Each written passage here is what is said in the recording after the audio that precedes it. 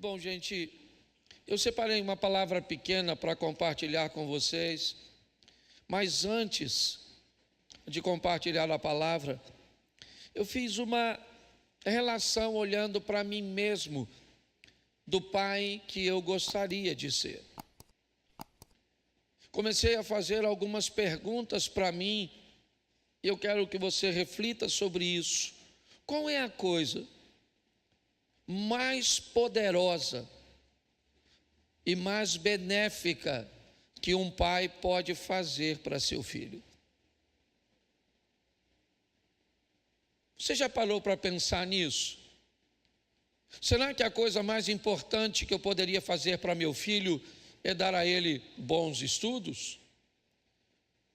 Será que o mais benéfico para ele seria oferecer a ele conforto, uma boa casa, uma boa alimentação?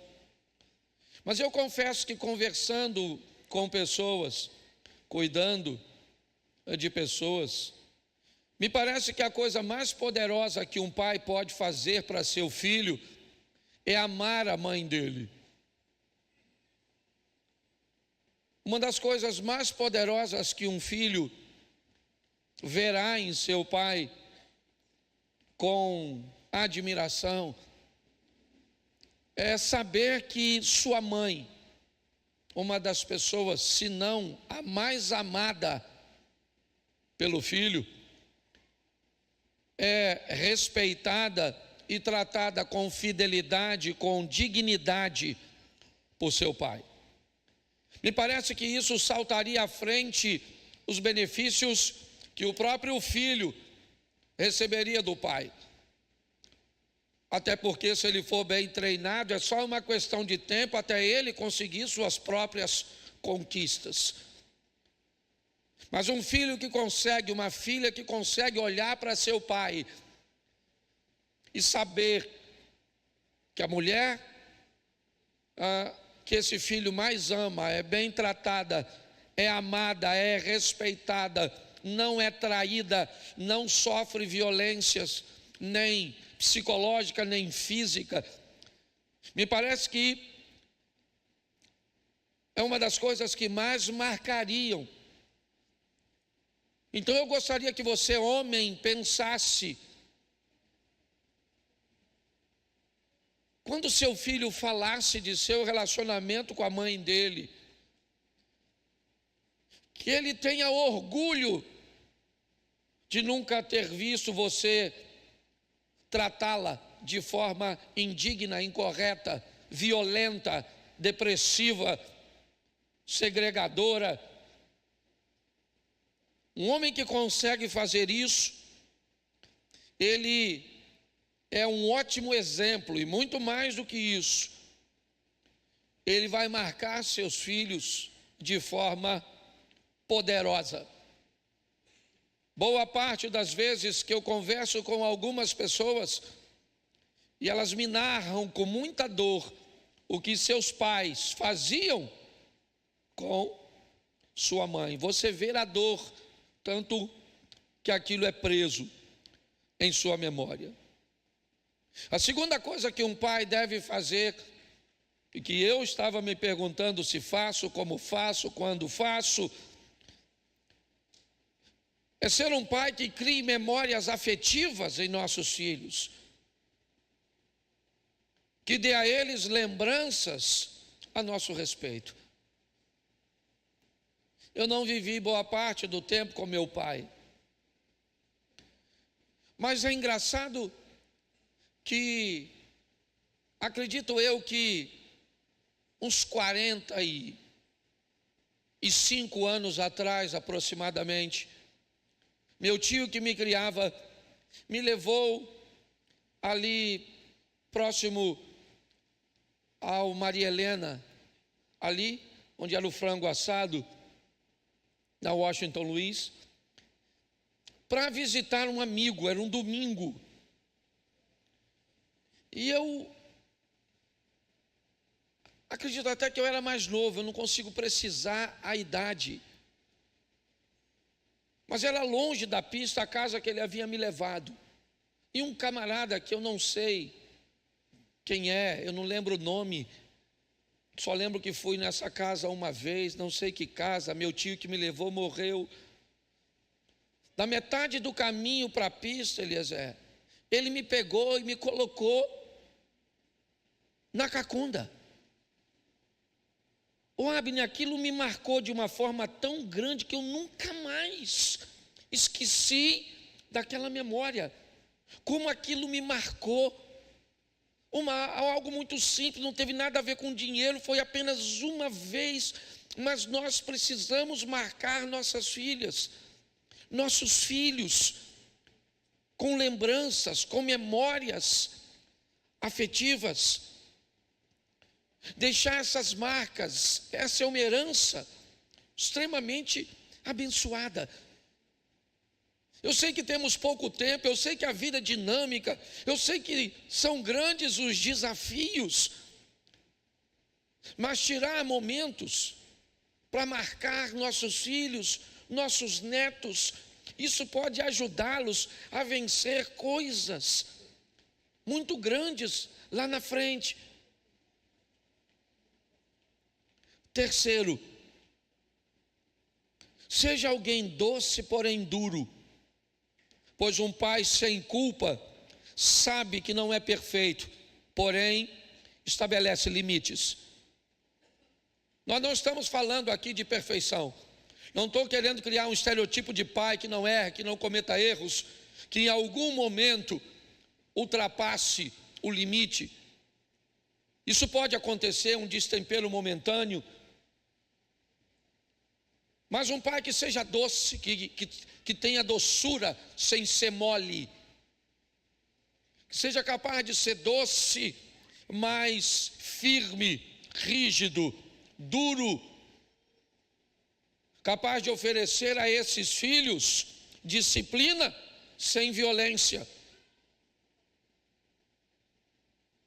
fazendo com que os filhos saibam que existem limites, existem regras, que o filho saiba que esse pai ama tanto a mãe, né, desse filho, que é capaz de defendê-la até mesmo do próprio filho. Quando nós sinalizamos nossa paternidade desse jeito, quando um filho olha e sabe, meu pai ama minha mãe, ele não trai minha mãe, ele respeita a minha mãe.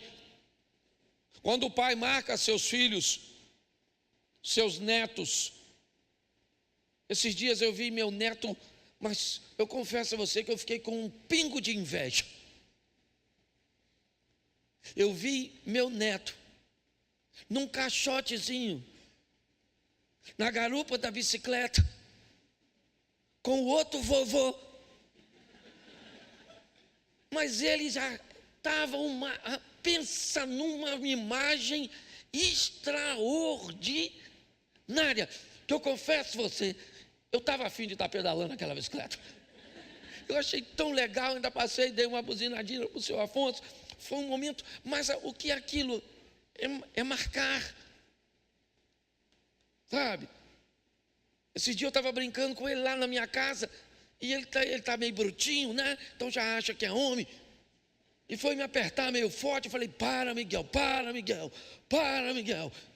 E ele não quis parar, então eu falei, então você vai ver só, e segurei ele. Só imobilizei ele, seguro. E ele, para vô. Quando ele viu que eu não ia parar, ele falou, para pastor Cláudio. Se eu não me respeita como neto, pelo menos como ovelha. Vai cá, cadê Maiara? Está aí, lembra? Maiara começou a rir. Mas sabe o que é? Não estou falando de grana, estou falando de tempo de qualidade. Sabe? Hoje, às vezes, nós estamos tão ausentes que quando estamos presentes, sentimos culpa de repreender a criança. Não, a vida é dinâmica mesmo, você precisa se entregar muito. É muito trabalho, é muita coisa. Então você não é perfeito, mas estabeleça limites, seja doce, porém duro. Igual o seu pai, seu avô, lembra?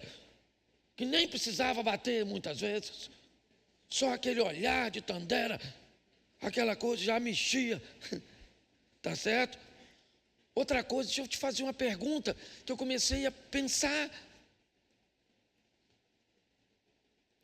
Meu filho precisa saber que eu sou uma versão melhorada do avô dele. Será que o nosso filho conhece a nossa história? Você parou, ou será que você só conta a sua história para seu filho naquele momento de crise? Ele reclama da comida, você fala, você não sabe. Eu não tinha nem o que comer. Nesse momento ele pensa, dane-se, o senhor é o senhor, eu sou eu. Eu quero, entendeu? Mas já tirou um tempo para dizer para ele como as coisas foram, por onde você passou, fora do ambiente de crise, de correção. Se tiver alguém mais antigo, eu estava fazendo esses planos, eu falei, cara, eu vou chamar minha mãe para uma reunião, para ela contar para meus filhos como é que foi minha infância, porque minha mãe lembra de coisas que eu não lembro, para que esses meninos saibam que o pai dele é quase um super-herói. Porque todas as vezes que nós vamos falar, normalmente nós sempre falamos no ambiente de correção, aí o efeito é muito pequeno, mas seu filho sabe, sua filha sabe a sua história, sabe? Provavelmente você só pegou aqueles momentos que ele até descartou, porque você estava usando só a seu favor. Então faça isso, para que você mostre para seu filho, sabe? Que você é uma versão melhorada do avô dele. E que o seu teto será a plataforma de seu filho. Nossos filhos precisam saber um pouco mais a nosso respeito. Precisam ver os nossos exemplos, a nossa conduta, a nossa maneira. Eles precisam contar com o nosso apoio. Hoje, grande parte dessa garotada reclama que não tem apoio, que não tem apoio, que não tem apoio. Certo? É importante que eles saibam a diferença de apoio e conivência. Que eles saibam que nós estamos aqui para apoiá-lo. Mas eu também já descobri uma coisa, eu vou encerrar aqui para eu entrar na mensagem. Que o nosso relacionamento com os nossos filhos e netos seja um relacionamento de poucos nãos. Pastor, não tem que ser com muito não. A maioria das vezes, o não que falamos para ele poderia ser sim. Você sabia disso? Poderia ser um sim supervisionado, um sim debaixo de uma orientação. Mas quando enchemos nossos filhos de nãos, não pode isso, não pode aquilo, não pode ali, não pode fazer, não pode ter, não pode tocar, não pode, não pode, não pode, não pode, não pode, não pode. Isso vira um hábito que me parece não ter efeito. Quando você disser não, que ele consiga entender que aquilo é altamente prejudicial para ele. Eu não sei se você já notou, mas fazendo muito isso, eu passei, quando nós viajamos, a família toda viajou, passamos, quase 30 dias juntos numa casa. Eu comecei a ver que grande parte dos nãos que eu dizia para meu neto, podia ser sim. Não sobe, não vai, vem para cá, sai daí. E com essa enxurrada de nãos, se os não fossem mais pontuais, fossem mais precisos, e se todas as vezes que nós disséssemos não, se ele ultrapassasse essa barreira, a criança, ele seria ali trazida para perto, receberia, certo? Uma advertência, uma punição, nós poderíamos falar menos não e sermos mais bem-sucedidos. Hoje eu peguei um texto para vocês, para falar de um pai que treinou alguns filhos, é verdade. De seus filhos, normalmente nós só vamos lembrar de 2. Provavelmente aqueles que têm pouco contato com a Bíblia nem sabem que ele teve mais filhos. Nós vamos dar uma olhadinha, certo? Coloca para mim, por favor, Gênesis capítulo 15, verso de número 2. Respondeu Abraão, ou Abrão: Senhor Deus, que me haverás de dar, se continuo sem filhos, e o herdeiro da minha casa é o Damasceno Eliezer? Feche os seus olhos. Senhor nosso Deus e Pai, em nome de Jesus, continua falando conosco, e que a palavra que vamos receber se torne uma semente, e que possa germinar, produzir em tempo oportuno. Remova todas as distrações pelo poder do nome de Jesus. Amém. Glória a Deus. Amém. Bom, nós temos aqui um homem próspero, Abraão. É chamado no capítulo 12 de Gênesis. Recebe um chamado de Deus para ir para uma terra que Deus o mostraria. Deus dá a ele uma palavra de que ele seria pai de uma grande nação. Porém, Abraão tem um problema. A mulher cuja qual ele casou é uma mulher estéril. Então, a palavra que Deus está dizendo a respeito do futuro de Abraão, ela não faz muito sentido para ele. Ele fica um pouco confuso. O intuito de Abraão é que tudo aquilo que ele construa, seja estabelecido debaixo de um legado, que alguém possa dar continuidade àquilo que ele vai começar. Então ele sempre teve a preocupação de ter um filho, para que seu nome se perpetue. É assim que funciona. Eu não sei se você já reparou, hoje isso até enfraqueceu, mas todas as vezes que um homem tem um filho homem, o nome dessa família vai embora, certo? Se você parar para pensar, o que acontece é o seguinte: quando eu tenho um filho homem e ele se casa com uma mulher, o meu sobrenome vai para ela através dele. Se nessa nova união tiver outra menina, e quando essa menina se casar, o nome dele, que é meu, vai para ela. Mas o nome da mãe, normalmente, aquilo que vai, certo, na menina, acaba se perdendo depois de 2 ou 3 gerações. Para eles isso era muito importante. Então, quando nós olhamos, Abraão está com uma preocupação tão grande, ele está tão preocupado em ser pai, que ele montou uma estratégia.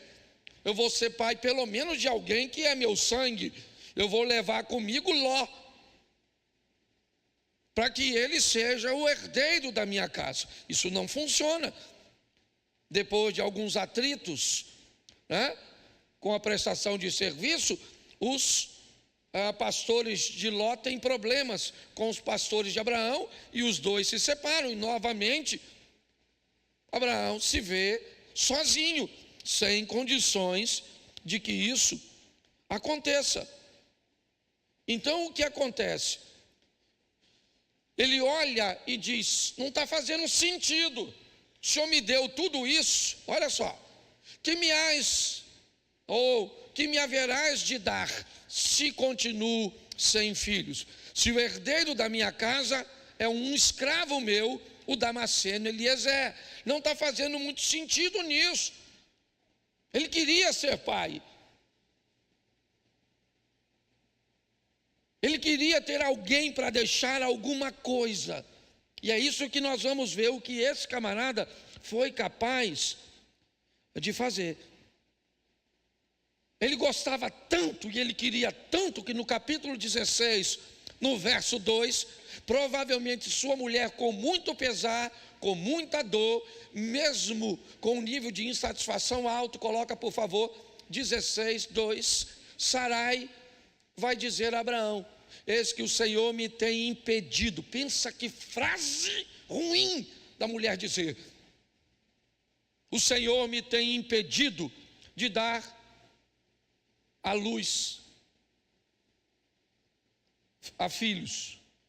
Toma, pois, minha serva, uma escrava, e assim edificarei filhos por meio dela. E Abraão anuiu ou aceitou o conselho de Sarai. Preste atenção na dor deste casal. Ela sabe que ele quer tanto, ela viu ele carregar seu sobrinho. Ela viu a tristeza desse cara. Que agora ela diz, faz o seguinte, já que eu não posso ter filhos, se deita com uma escrava. Note que ele tem uma palavra de Deus, sabe, no capítulo 12. Mas o sonho dele de ser pai é tão grande que ele aceita. Ele aceita isso. E ele vai ter um filho com a escrava Agar. Verso 16, do capítulo 16. Já era tarde, é verdade. Era Abraão de 86 anos quando Agar deu à luz a Ismael. Certo? Teve um filho tarde. É verdade. Ele vai ser o pai de 2 filhos em especial. E nós precisamos entender algumas coisas bem interessantes quando o assunto são filhos. E aqui eu queria que as mães ficassem atentas ao que eu vou passar para vocês. Capítulo 17, verso 25. Deixa eu pegar os textos que eu vou ler bastante, falar pouco.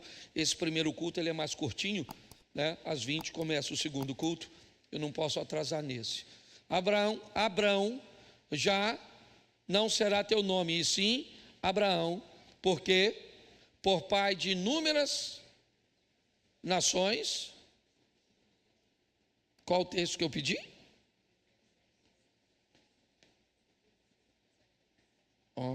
Peraí, 17:25, é isso? Aquele ali é 17:5. Isso, perdão, eu li errado. Ismael, seu filho, era de quantos anos? Quando ele nasceu, Abraão tinha quantos anos? Quantos anos tem o garoto agora? Então Abraão, nessa ocasião, está com quantos anos? Quantos anos? Isso, presta atenção, tá certo? Então, olha o que está acontecendo aqui.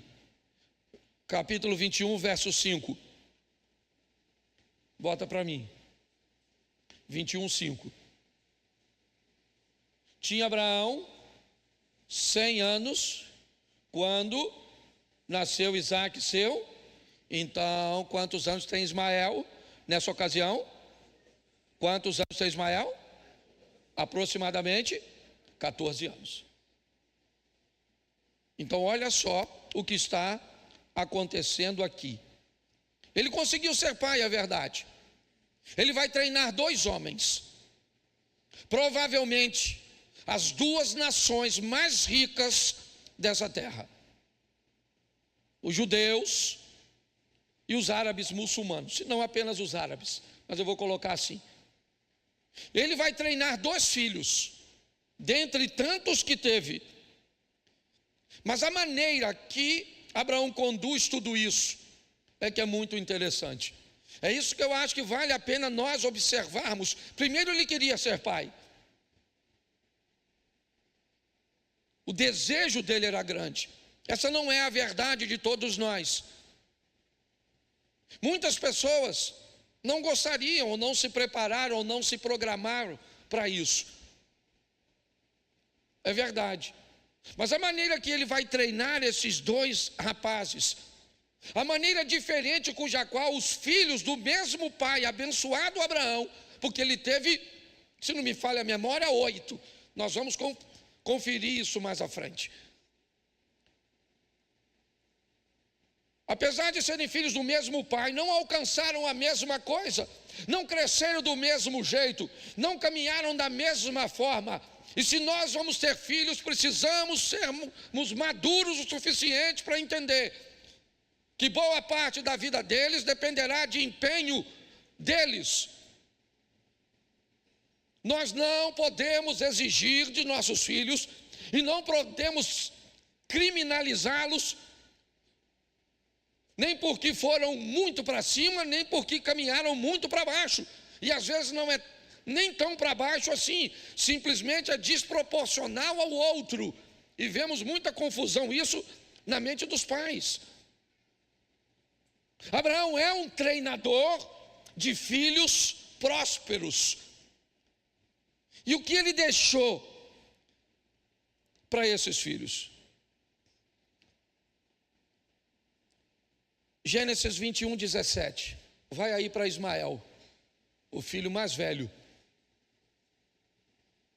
Deus, porém, ouviu a voz do menino, e o anjo de Deus chamou do céu a Agar e lhe disse: que tens, Agar? Não temas, porque Deus ouviu a voz do... Daí onde está, preste atenção. Sabe o que aconteceu? No dia de uma festinha feita por Abraão, para comemorar que Isaac deixou de mamar, Ismael, que já é um rapazinho quando Isaac nasce, ele já tem 13 para 14 anos. Imagine agora quando ele deixou de mamar. Provavelmente Ismael já está perto dos 20. Se você tem filho, você sabe que sempre foi assim. Às vezes você tem uma menina de 12 anos, ela briga com seu outro filho de 1 ano e meio. Discute como se tivesse. Isso em todo tempo. E agora eu não sei que tipo de brincadeira ele faz.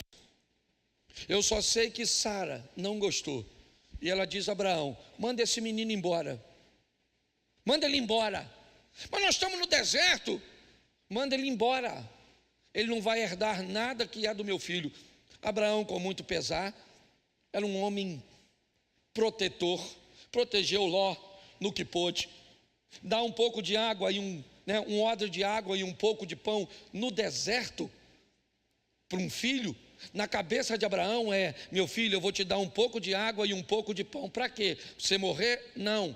Para que assim que acabar você faça o quê? Volte até mim. Isso é um senso de proteção. O texto diz que quando Sara diz: bota esse menino para fora, é fácil para ela. Ele não é filho, mas é filho dele. Ele está com muito pesar. Seu senso de proteção, ele é um pai, ele sempre sonhou com isso. E agora ele vai despedir o filho. E o garoto vai embora com a mãe. A água acabou. A mãe está vendo que o menino está desidratando. O rapaz, não é mais um garotinho, mas não quer ficar perto dele. Coloca ele a uma certa distância e fica de longe, provavelmente para não vê-lo morrer. Mas nesse texto, nós vamos descobrir o que Abraão deixou. Esse cara não tinha nenhuma poupança, ele não tinha nenhum plano de previdência, não deixou para ele nenhuma casa de aluguel, não pagou para ele nenhuma faculdade. Nesse versículo eu não vejo nada que nós costumamos deixar para nossos filhos, que Abraão tenha deixado para o dele. Quando Ismael não tem mais ninguém, cadê o pai dele? O colocou para fora, para que a mãe dele, cadê a mãe? Está distante dele para não vê-lo morrer. Ele tem alguém? Não. Mas o pai dele mostrou para ele que o dia que ele não tivesse mais nada, ele teria um Deus. A maior riqueza que nós podemos deixar para nossos filhos e netos é fazer com que eles saibam. Se eles vão seguir no momento, eu não sei. Eles serão rebeldes em algum momento, como nós fomos. Eles podem se desviar em algum momento, como nós nos desviamos. Mas nós não criamos filhos para perdê-los para o mal e para Satanás. Nossos filhos são herança do Senhor, são flechas na mão de valente, e eles vão voltar para a casa do Senhor. É assim que funciona. Quando nós olhamos para isso, vemos que Deus ouviu a voz que não tinha pai, não tinha mais mãe, mas tinha a um Deus que agia. Nós vamos observar isso. Eles tiveram problemas, é verdade. Não viveram tanto tempo juntos. Mas bota Gênesis 25, 9.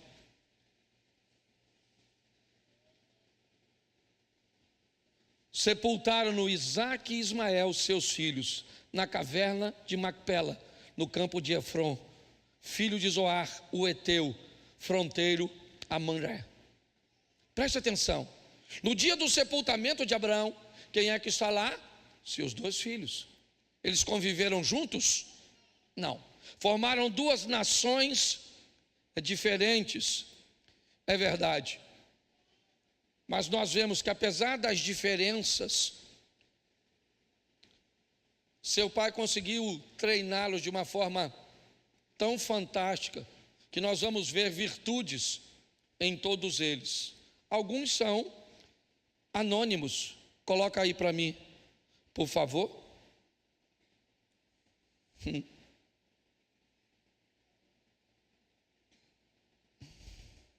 Eu botei o versículo e não botei o capítulo. Que beleza. Eu vou ler para vocês e depois vocês procuram, que eu também não sou obrigado a acertar tudo. Abraão tomou outra mulher, seu nome era Quetura, e deu-lhe a luz, né? Ela deu a luz a Zinra, Joquizã, Medã, Midian, Gisbaque e Suá. Ou seja, Abraão teve quantos filhos ao todo? Quantos? 6 com Quetura, e 1 com Sara e outro com... Ao todo ele teve quantos filhos? Você sabia disso? Quantos aqui pensaram que ele só tinha 2? Levanta a mão, faz favor. Pois é, os outros, você sabe o que eles fizeram? Nem eu. Isso é uma informação preciosa. Eles também eram filhos de Abraão, sim ou não? Então nós temos que ter um entendimento sobre isso. Nem todos os nossos filhos levarão consigo os mesmos resultados. Nós falamos muito de Isaque, eu gosto muito de mostrar Ismael. Eu confesso a vocês que eu gosto, pela postura, pela maneira que esse cara tinha, sabe? Porque ele era alguém para ficar frustrado, sim ou não, se não fosse bem preparado. Quem é o filho da promessa agora? Até Isaque nascer, ele é o queridinho. Mas depois que Isaque nasce, ninguém mais quer saber dele. Agora ele não serve para nada, mas não há nele trauma. Ele foi treinado como uma pessoa forte, firme, habilitada para vencer. Eu gosto disso, porque é dessa forma que nós precisamos preparar pessoas. Poxa, eu queria mostrar o texto aqui para vocês. É 25? Então bota 25:16 que eu vou ver se é ele. Capítulo 25, verso 16. Eu gosto de botar na tela, porque muita gente já acostumou com isso.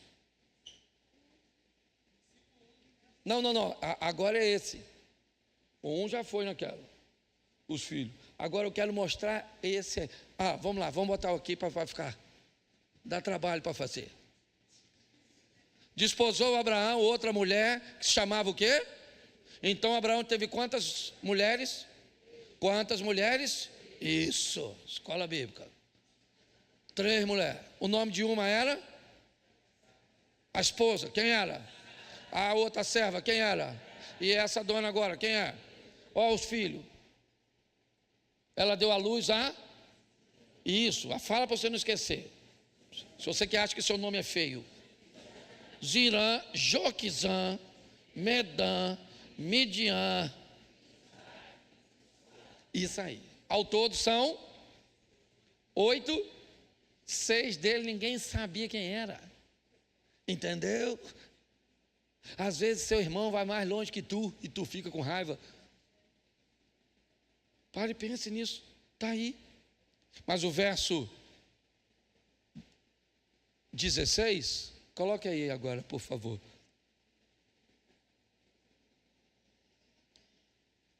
Estes são os filhos de Ismael. São estes os filhos de Ismael.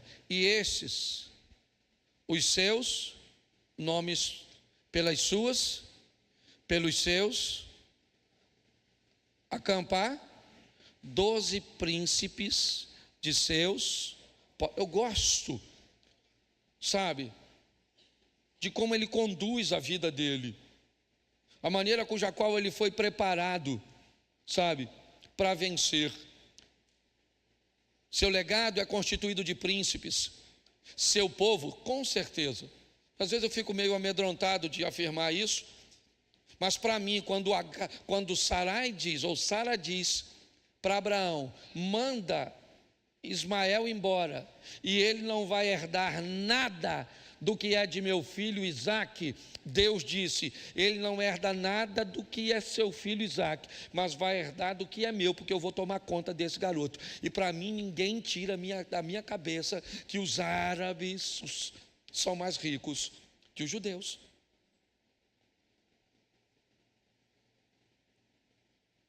Povos vencedores, porque tiveram uma base no mesmo homem. É verdade, no mesmo pai, o pai da fé, mas muito mais do que um pai da fé. Um homem capaz de proteger, um homem capaz de prover, capaz de ensinar, de disciplinar. Olha só, homem o suficiente para amar seu filho a ponto de dar apenas pouca coisa para que ele volte, mas homem o suficiente para, depois que descobrir que ele não vai voltar, não tenta fazer dele um dependente. Este é Abraão, alguém preparando o filho para a vida, para qualquer ambiente.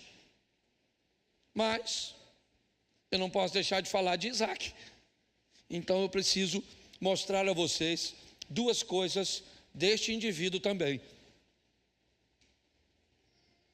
que é a formação do povo judeu. Gênesis 22, 8, está aí, coloca por favor. Respondeu Abraão, Deus proverá para si, meu filho, o cordeiro para o holocausto. E seguiam, ambos juntos. Eu gosto da obediência. Isaque é um rapaz nessa ocasião.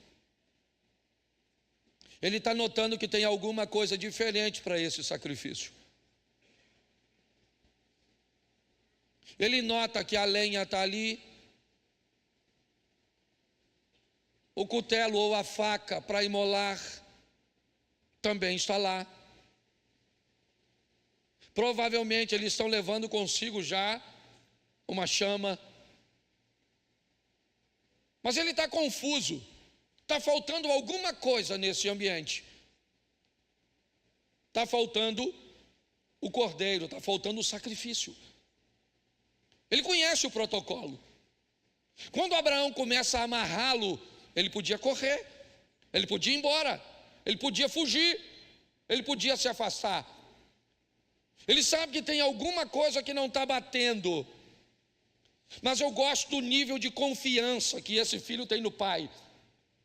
Quando o pai vai subir, ele diz para quem fica: eu vou subir com meu filho, e eu vou adorar com meu filho, e eu vou descer com meu filho, e pronto. Eu fico imaginando se meus filhos teriam em mim tal confiança, de saber que eu sou um homem de palavra, que eu sou um homem que caminho com Deus. A única forma de Isaque acreditar nisso é conhecer a história de seu pai, é saber quem ele era, onde esteve e onde está agora. Nós sabemos muito pouco a respeito de nossos pais. Esses dias eu fui visitar minha mãe, e eu convivi tão pouco com ela. Ela é uma mulher nova, tem 15 anos de diferença para mim. Eu estou com 55, ela está com 70. E às vezes eu sento para tomar um café e ela começa a me dizer por onde passou. Eu não sabia o que viveu. Às vezes nós sabemos muito pouco da história. Seria muito legal. Não vai custar dinheiro não. Não vai precisar comprar passagem. Às vezes basta um cafezinho, uma pipoca, um sentar na mesa e deixar as lágrimas rolar, para que os nossos filhos possam ouvir as nossas histórias. Talvez em ocasiões difíceis eles consigam nos entender, porque saibam que nós já atravessamos, sabe que nós reconhecemos suas intemperanças, seus desequilíbrios. Normalmente é só isso. Quando conhecemos a história das pessoas, as coisas ficam muito mais fácil. O nível de confiança de Isaac, ele está amarrado agora em cima da lenha. Já deu para notar, né? Seus olhos vão ser vendados e o que ele espera agora? Ser o sacrifício? Ele podia ter ido embora, mas não foi, porque Abraão treinava filhos obedientes. Você vai ver Absalão falando mal de Davi. Você vai ver Adonias também. Mas você não vai ver nem Ismael e nem Isaac falando de Abraão. E preste atenção no capítulo 25, no verso 21. Isso para mim é uma das coisas que mais me faz admirar Isaac. É esse texto. Isaac orou ao Senhor porque ela era, vamos lá, Sarai era estéril, sim ou não? Abraão teve outra mulher, sim ou não? Mas quantas mulheres? Mas quantas? Raquel era estéril? Sim ou não? Raquel era estéril? Sim. Ela era mulher de quem? Você lembra?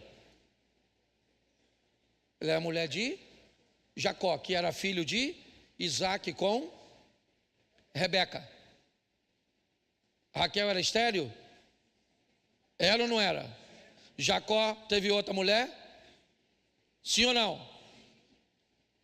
A irmã de Raquel, Leia, a escrava, Zilpa e Bila. Quantas mulheres Jacó teve?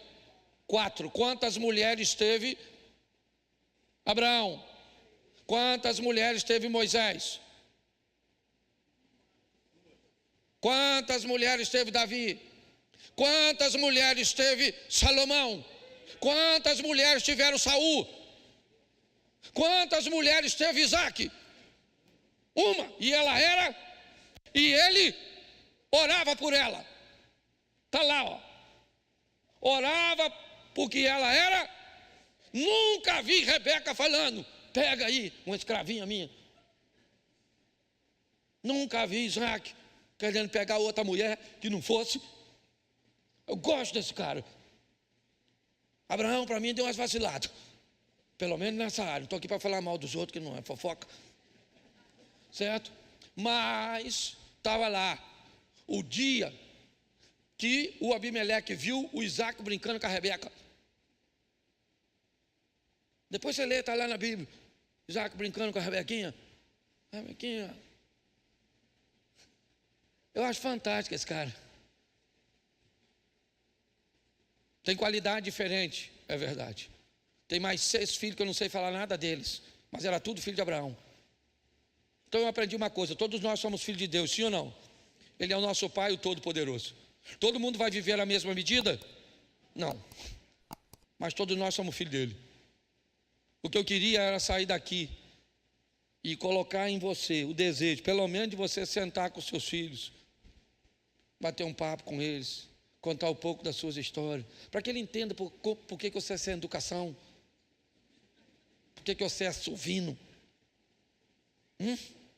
por que ele nunca viu você falar eu te amo para a mãe dele, porque às vezes você não fala porque não sabe. Esse dia o cara falou comigo, a mulher falou comigo, pastor, ele só falou comigo que me ama uma vez. Eu falei, sério? Ele falou, pastor, quando eu casei com ela 20 anos atrás, eu falei, eu te amo.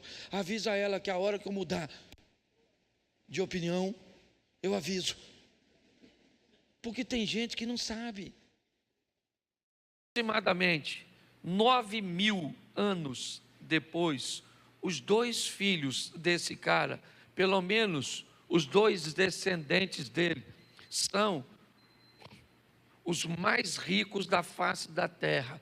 Judeus, descendentes de Isaac, eu vou mostrar a você, e árabes, descendentes de Ismael. Segura essa.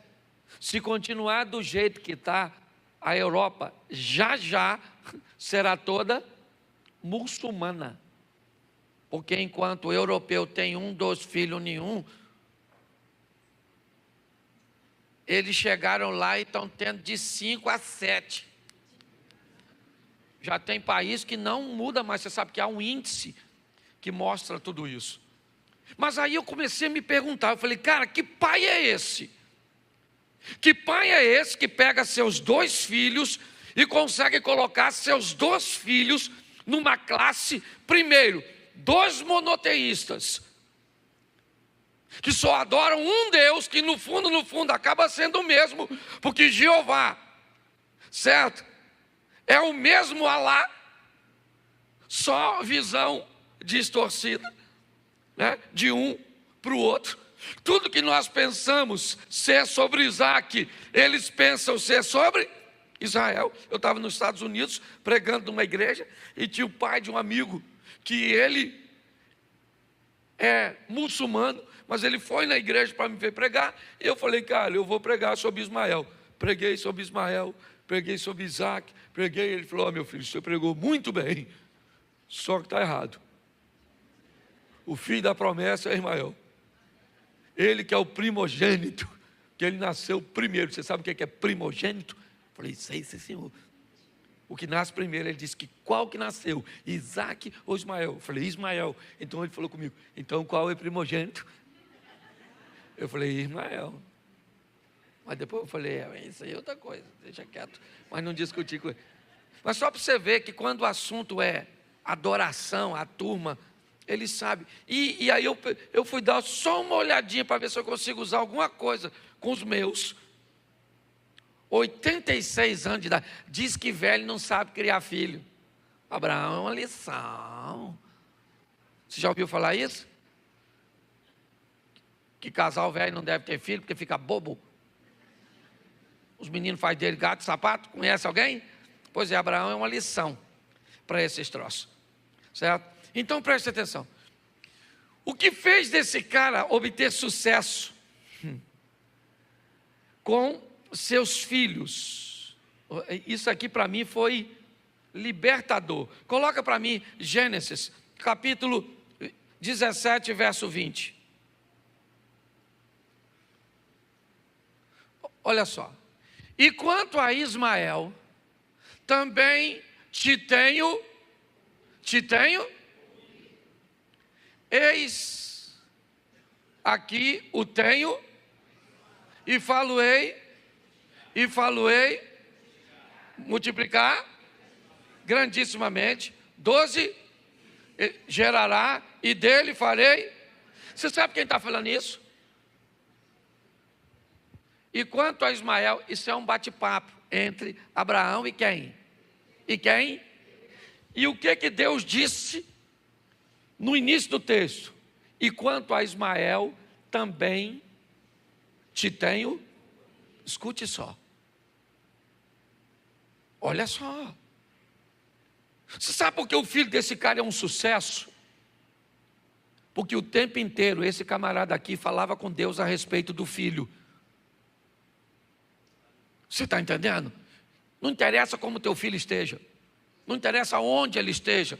Não interessa o que as pessoas falem a respeito dele. Pai, nunca pare de falar a respeito de seu filho com Deus. Entendeu? Seu filho está louco, usa droga, está esquisito, está não sei o quê. Não sei, seja ele menino ou menina. Você tem que estar lá como pai. Parece que isso é obrigação de mãe só. Mãe que tem que orar, ora por esse menino, ora por esse menino. Não, você que é pai, rapaz, você tem que ir lá, entrar no quarto dele. Não precisa entrar quando ele está. Pega aqui um pouquinho a vez de um óleo ungido. Ou então pega o óleo lá na sua casa e ora. Entra lá no quarto dos seus filhos, pai. Aquela figura paterna, macho. Talvez nem tanto. Entra lá, pega um óleo, passa no travesseiro e fala: Senhor, aqui vai deitar aquele menino. O senhor sabe o que passa na cabeça daquele garoto. Doido de pedra, mas é meu. Essa menina minha esquisita, não sai do quarto. Parece, não é? Isso. Ele está dizendo, Deus está falando com ele: não se preocupe com Ismael, porque eu também tenho te ouvido. Isaac, tá certo? Vai ser extraordinário. Mas esse camarada aqui também é fantástico. Quando nós olhamos, e um dos motivos pelos quais, está aí, ó, também tenho te ouvido. Abraão, tudo que você falou comigo, toda a sua preocupação, tudo isso, está tudo certinho. Fica tranquilo, porque eu vou botar para quebrar na vida do... Ele viu, sim ou não? Ele viu o Abraão? Não. Abraão morreu. Não viu o que aconteceu. Mas se Deus prometeu, Ele vai cumprir, querido. Nossos filhos são herança do... É isso aí mesmo. Nós não criamos filho para ir para o inferno. Tem época que parece que eles ficam meio doidos, nós já ficamos uma época. Você na época de colégio, lembra? Quem puxava as coisas assim, ó, para a mulher, quando vinha atravessando a rua, pensar que era cobra, levanta a mão. Aí. Apertava a campainha, porque isso eram os nossos pecados. Nossas bagunças era essa, é ou não é? Apertava o quê? A campainha, e ó, corria, sim ou não? Sim. Nós fomos numa palestra, vimos o cara falar que comprou suco para jogar na caixa d'água da escola. Esse já era um estágio mais avançado. Alguém queria fazer mal para o número maior de gente, olha lá. Mas não. Nossos filhos, nós também já fomos terríveis, sim ou não? Só que eram uns terríveis diferentes. Hoje os meninos... né, nós éramos terríveis estilo Roberto Carlos. Eles hoje são estilo The Walking Dead. É, não é verdade? É uma versão atualizada. Os meninos meio zumbizão. É assim que funciona, esquisitão. Mas são nossos. E são amados, amém? Então nós temos que orar, está aí. O camarada orava e falava: Senhor, abençoa os meus. Eu quero que os pais fiquem de pé agora. Esse negócio de só falar, chega em casa, você não faz. Fique em pé aí agora, onde você está. Levanta a mão em direção à sua casa. Sua casa aí, onde é a casa minha, está para lá ali, ó. Isso. Diga comigo, homens: eu abençoo a minha casa, o meu casamento e os meus filhos. Eles são herança do Senhor. E nenhum deles vão se perder. Em nome de Jesus. Amém. É isso aí, está ligado?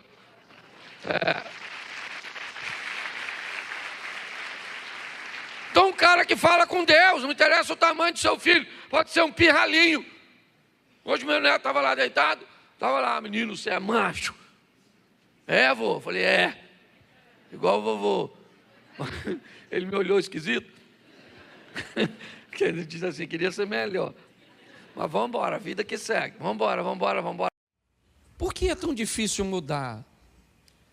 Porque muitas vezes estabelecer um novo padrão de ações, de pensamentos, é tão difícil. A maioria de nós sabemos o que é certo, mas temos grandes dificuldades de fazer o que é certo. Às vezes não simplesmente no que diz respeito ao pecado, mas o que diz respeito a decisões assertivas, que podem levar a nossa situação econômica para uma nova esfera ou para um outro nível, que possa levar o nosso relacionamento com Deus numa outra esfera, no que diz respeito ao relacionamento espiritual, que possa levar o nosso casamento, ou a criação de nossos filhos, ou o estabelecimento de nossa credibilidade. Todos nós gostaríamos de mudar, e por que queremos tanto algo que muitas vezes não conseguimos?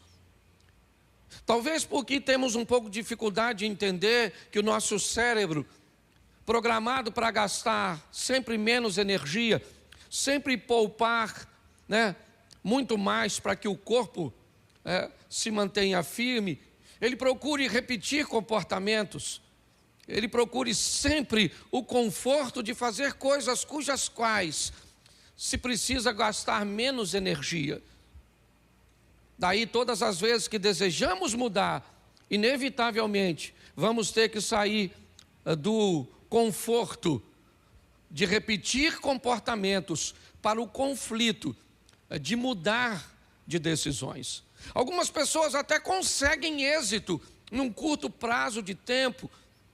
Começa a ler a Bíblia e consegue ler alguns capítulos ou alguns livros, mas é só depois, só passar um tempinho e já não consegue ler mais. Elas se matriculam numa academia e no começo elas conseguem desenvolver, certo? Mas depois elas param, elas começam a estudar, elas começam a praticar decisões mais assertivas no que diz respeito aos seus relacionamentos, mas não conseguem ir muito longe. Isso, se não tivermos a habilidade para avaliar, nós vamos dizer que essa pessoa é uma pessoa sem disciplina, vamos chamar talvez até de procrastinação, aquilo que não é, e uma série de outras coisas. Eu tenho aprendido que pessoas normalmente mudam em 4 ambientes, são os mais fortes de mudança.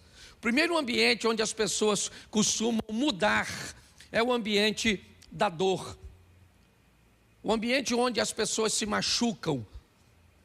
Quando pessoas se machucam muito numa situação, essas feridas, essa dor, essas lembranças, buscam fazer com que pessoas mudem.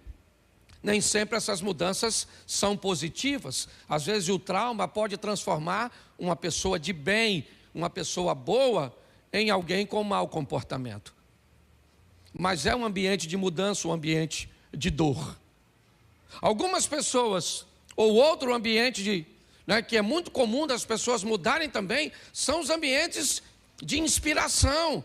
Aquele ambiente onde você vai e alguém conta uma história, que venceu um câncer, que conseguiu ultrapassar uma dificuldade, que conseguiu que uma porta fosse aberta depois da falência financeira. E nesse ambiente de inspiração, pessoas então inspiradas pelo exemplo do outro, também mudam. Isso é muito comum, através dos testemunhos